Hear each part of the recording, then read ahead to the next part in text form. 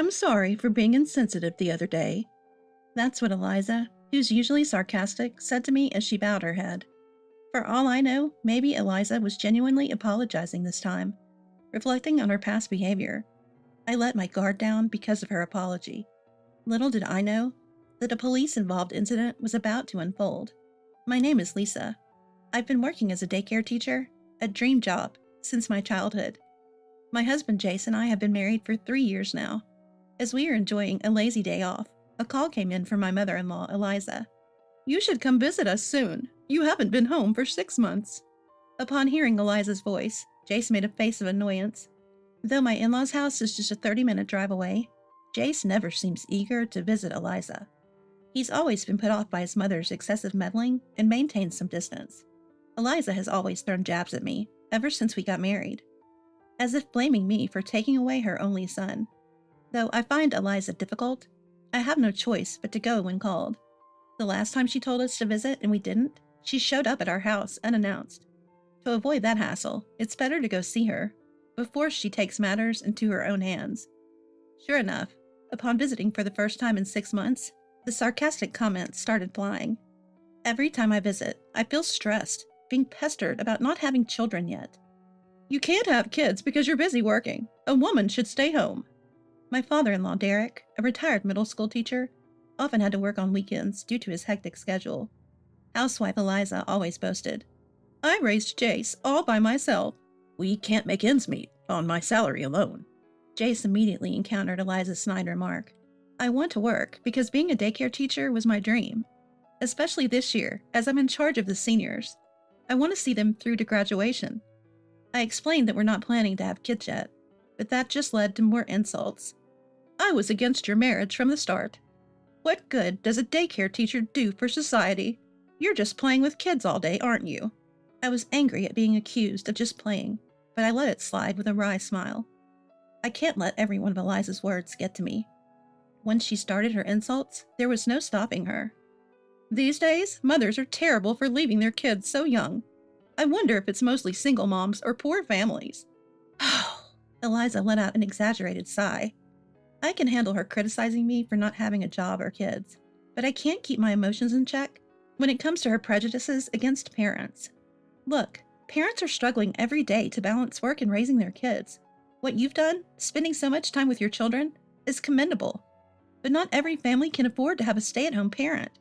So stop making such comments. "How dare you argue with me when you can't even have children?" Eliza retorted. As Eliza and I glared at each other, Derek finally spoke up. "Eliza, you're out of line. Watch your words." I was surprised that Derek came to my defense.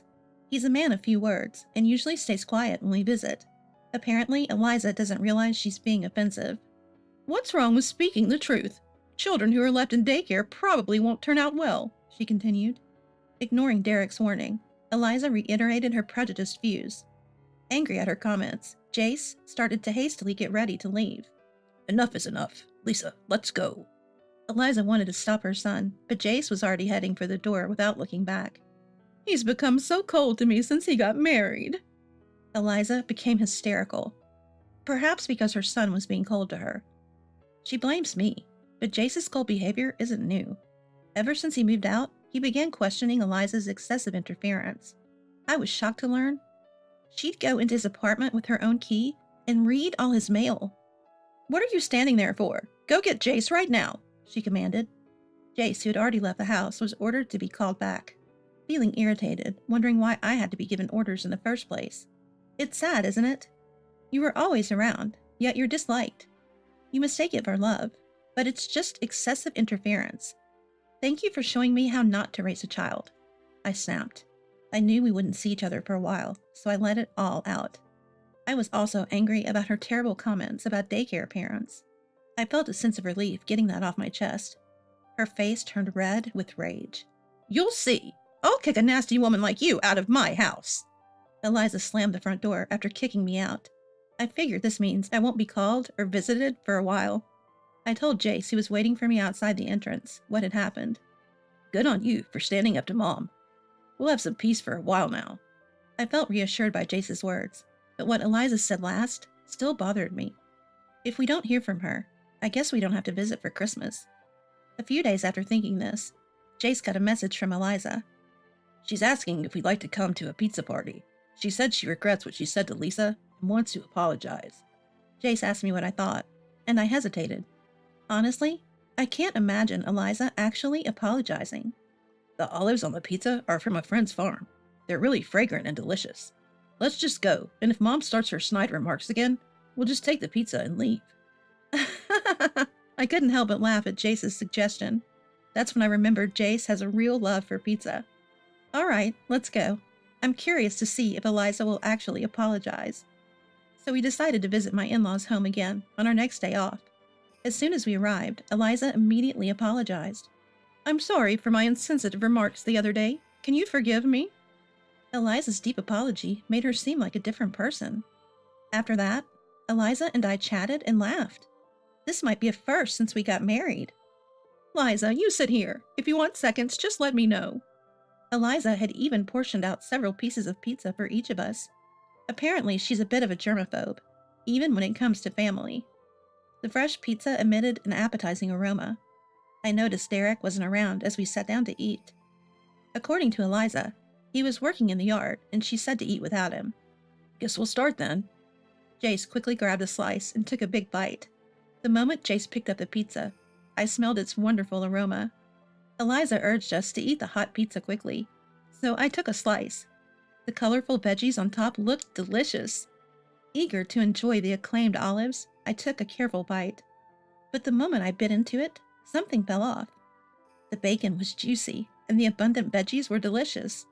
But the olives and asparagus don't have any fragrance, I muttered in a low voice. But I couldn't complain about food that was prepared for us. Jace, do you taste or smell the olives on your pizza? I quietly asked Jace, making sure Eliza couldn't hear. He nodded, as if it were a given. I thought maybe my nose was stuffed because I was catching a cold, so I continued to eat. 20 minutes after we started eating, Derek comes back from the yard and takes his seat. I must have looked puzzled while examining the pizza toppings. He asked what was wrong. I looked at Derek and said, I was just thinking. I don't smell any olives or asparagus. Then Eliza's voice comes from the kitchen. It's on there. Trust me. The moment I hear Eliza's laughter, Derek slams my plate off the table. Spit it out. How much did you eat? The plate shatters loudly on the floor. Caught off guard by Derek's uncharacteristic yelling, I stammer. I ate a few slices. Jace asks what's going on, but Derek just keeps insisting that I spit it out. Eliza, on the other hand, doesn't come out of the kitchen even though Derek is shouting. Confused, I get up to head to the bathroom and feel incredibly dizzy. I rush to the toilet and throw up repeatedly. I start sweating profusely and collapse in the bathroom. Call an ambulance, now! I hear Derek instructing Jace, and it sounds like he's also yelling something at Eliza in the distance. Next thing I know, I'm lying in a hospital bed. Apparently, I fainted temporarily due to dehydration from vomiting so much. You're going to be fine. We got you treated right away, Jace says, looking almost in tears, as he explains what happened. Turns out, the pizza I ate contained red spider lily, a plant considered poisonous. While it's known for its beautiful flowers, the bulb resembles olives, and the stem looks like asparagus. To an untrained eye, it could easily be mistaken. Quick-thinking Derek had sent a portion of the pizza with Jace to be analyzed, revealing the presence of red spider lily. Is Jace okay? I was concerned as he had been eating silently. We had all the pizzas checked, but... Jace hesitates. The only pizza that had red spider lily was yours, Lisa. Chills run down my spine at this revelation, meaning someone intentionally fed me the poisonous plant.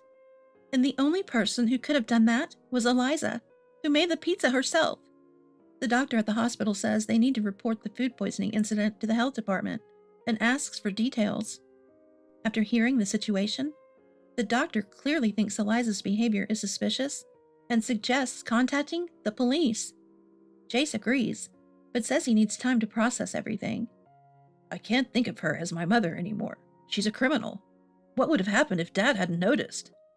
I recall seeing news about people dying from consuming red spider lily.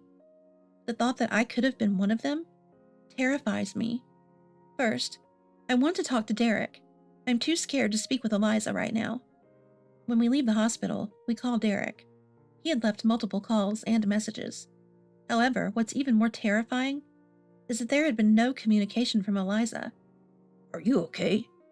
No matter how much I question Eliza, all she says is that she made a mistake, but I'm sure she did it on purpose. Even the usually reserved Derek seemed agitated. I've been holding back, but I can't take it anymore. She really is something. Upon hearing about Eliza's shocking past from Derek, both Jace and I were stunned. Eliza lured me in, claiming she wanted to apologize, but she intended to harm me all along. Anger surged within both Jace and me, so we decided to confront Eliza directly. When we arrived at the parents-in-law's house, Eliza was sitting there, looking exhausted. She must have been scolded by Derek. Yet she didn't apologize or show any sign of concern upon seeing me. I never thought Derek would catch on. I was hoping to get rid of you, the audacious woman that you are. Jace snapped at Eliza's brazen attitude. You've got to be kidding! You criminal! Eliza seemed rattled being called a criminal by her own son. What do you mean? I did this for Jace's sake. If he stays with you, he'll never see his children. I'll find him a better partner, so just leave. Eliza didn't seem to feel any remorse for putting poisonous red spider lily in my food. So you intentionally mixed red spider lily. You wanted me to lose my life? Was this premeditated? Yes, I did it on purpose. Red spider lily grows nearby. It's easy to get. It's a shame you didn't eat more. You would have done more than just throw up. Jace lunged at Eliza in rage. I stopped Jace and pulled out the voice recorder I had in my chest pocket. Eliza, you've confessed to intentionally harming me, and it's all on this recorder. I'll be filing a damage report with the police. Eliza paled at the mention of the police. What? You'd send a family member to prison? Yes, and both Derek and Jace have agreed. Besides, you've done the same to Derek in the past. I relayed what I'd heard from Derek. There had been a major fight over a trivial matter before. The day after the big fight, Derek noticed that dinner's pizza had no smell of olives. As a former middle school teacher, he was always cautious about food poisoning and knew what could be toxic. Instantly, he thought of red spider lily. Derek faked a stomachache and didn't touch the pizza. After Eliza went to bed, he checked the trash can and found remnants of red spider lily, which terrified him. Because of his past experiences, he was able to quickly tell me to spit it out. I can tolerate it if it's just me, but I can't allow harm to come to someone important to my son. We're getting divorced now. Derek had been able to focus on work because of Eliza's support. She had helped raise Jace, so he couldn't easily bring himself to say divorce.